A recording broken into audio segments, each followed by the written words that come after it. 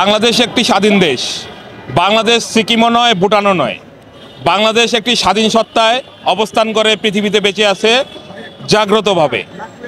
এবং বাংলাদেশের ভারত হচ্ছে একটি বৃহৎ রাষ্ট্র, ওই রাষ্ট্রের প্রতিবেশী বাংলাদেশ।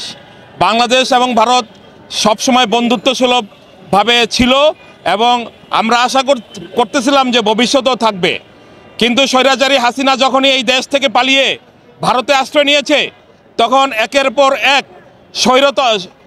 পর এক কুচক্রী মহল, ষড়যন্ত্রকারীরা ভারতের সহযোগিতায় বাংলাদেশের উপরে বিভিন্নভাবে বিভিন্ন ষড়যন্ত্র করছে, যা বাংলাদেশের জনগণ কখনোই স্বৈরাচারী হাসিনাকে মেনে নেবে না।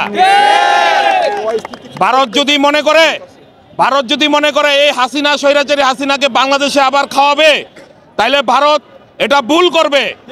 বাংলাদেশের জনগণ এই হাসিনাকে দীর্ঘ 16 বছরের আন্দোলনে এই হাসিনাকে সরাইছে, কখনোই আর হাসিনাকে মেনে নেওয়ার জন্য না। আমরা আশা করব ভারত তার শুভবুদ্ধির উদয় হবে এবং বাংলাদেশের সাথে বন্ধুত্ব সুলভ আচরণ করে প্রতিবেশী রাষ্ট্র হিসাবে সুসম্পর্ক বজায় রাখবে।